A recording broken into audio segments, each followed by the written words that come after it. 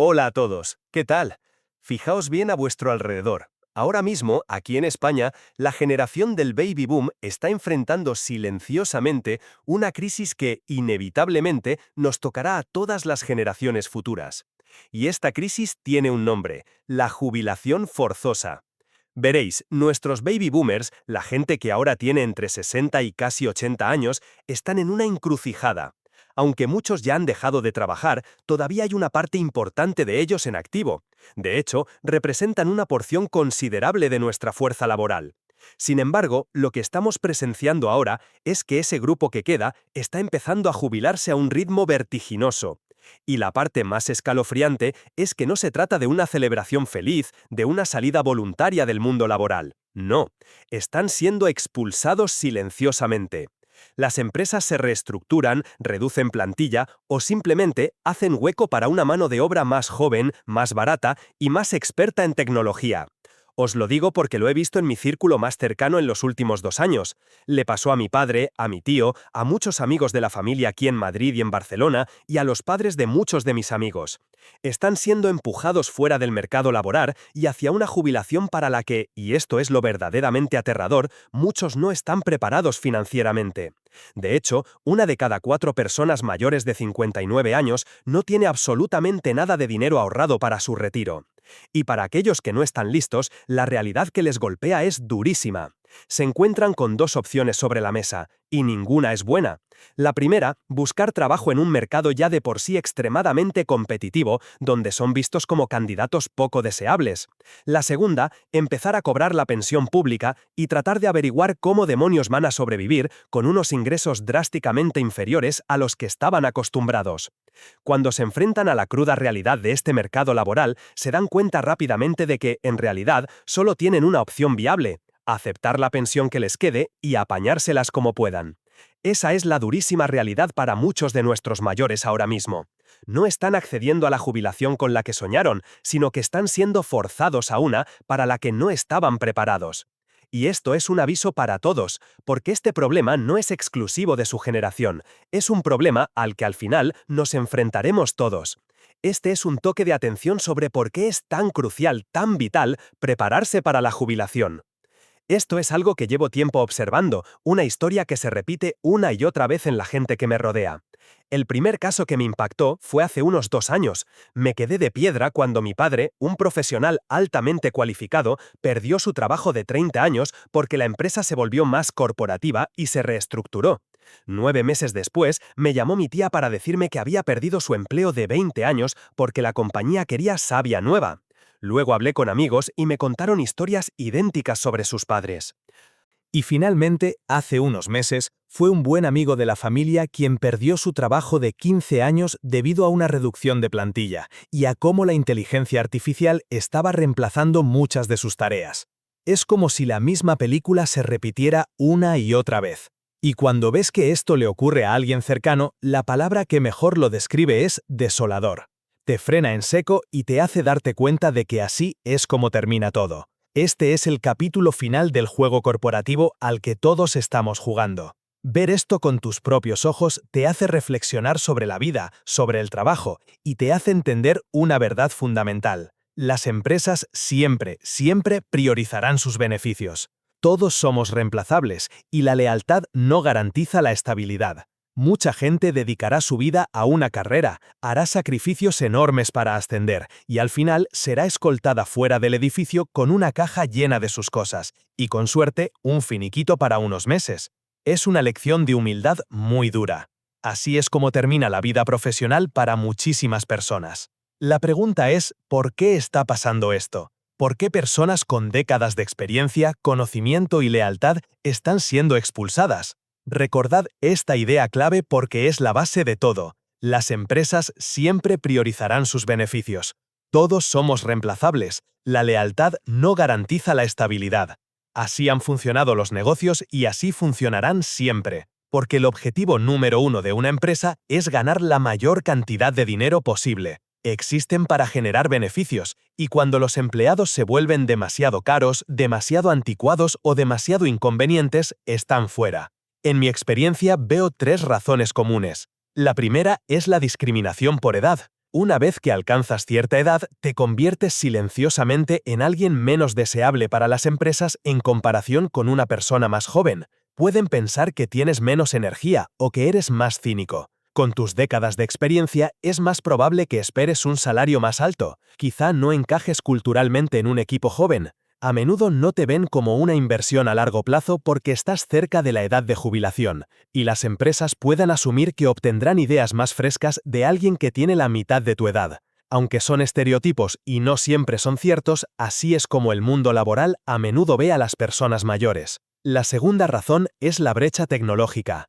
Otro estereotipo común es que las personas mayores no tienen las mismas habilidades tecnológicas, ya sea para aprender un nuevo software, adaptarse a herramientas de trabajo remoto o mantenerse al día de las tendencias digitales.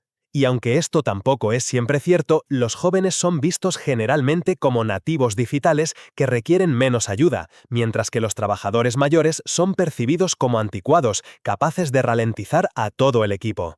A menudo, cuando una empresa compara a dos candidatos, uno de 28 años y otro de 62, el más joven casi siempre parece la opción más segura y fácil. Y la tercera razón es la inteligencia artificial. Muchos de los trabajos que la generación del baby boom ha desempeñado durante décadas, especialmente aquellos que no conducen a tener enormes fortunas ahorradas para la jubilación, como atención al cliente, contabilidad, trabajo administrativo, logística o recursos humanos, están siendo automatizados o reemplazados por software. Están perdiendo sus empleos a manos de las máquinas. Y una vez que son reemplazados, la triste verdad es que están en un punto de su carrera en el que es demasiado tarde para hacer un cambio radical. El patrón es claro: a medida que envejeces, te vuelves profesionalmente menos deseable. Y cuando llegas a ese punto, es imprescindible que tengas dinero ahorrado. Sin embargo, como hemos dicho, muchos se encuentran completamente desprevenidos. Puede sonar extraño, porque a menudo se habla de los boomers como la generación más rica de la historia, pero hay que entender que esta generación abarca casi 20 años, y los miembros más mayores de esa generación tuvieron mucha más fortuna que los más jóvenes, los llamados late boomers o boomers tardíos. Ellos no vivieron la misma bonanza. Empecemos con algunos datos. En este grupo demográfico, 1 de cada 4 no tiene nada ahorrado para la jubilación, y para los que sí tienen algo, la cantidad media es insuficiente para vivir cómodamente durante 20 o 30 años. ¿Qué pasó? Pues hay varias razones. La primera es el cambio hacia un modelo de jubilación autogestionado. Los boomers tardíos entraron en el mercado laboral a finales de los 70 y principios de los 80, justo cuando el sistema empezaba a cambiar.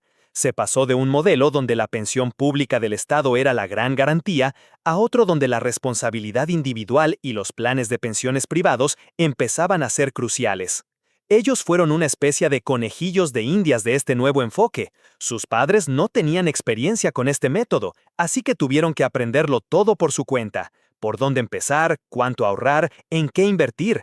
Muchos perdieron décadas de interés compuesto simplemente porque no sabían qué hacer y nadie a su alrededor lo había hecho antes. La segunda gran desventaja fue la crisis de 2008. Generalmente, tus años de mayores ingresos son entre los 40 y los 50. Sin embargo, para los boomers tardíos, la historia fue diferente. Cuando estalló la gran recesión en 2008, estaban en plena cúspide de su carrera, y la crisis les golpeó de lleno en ese preciso momento. El desempleo en su grupo de edad se disparó. Muchos se vieron en apuros económicos y se vieron obligados a retirar dinero de sus planes de pensiones para cubrir gastos. Sus contribuciones se ralentizaron o se detuvieron por completo, y vieron cómo sus ingresos disminuían en comparación con los miembros mayores de su propia generación. La crisis de 2008 les golpeó en sus mejores años de ingresos, lo que frenó en seco o aniquiló completamente el crecimiento de sus ahorros para la jubilación.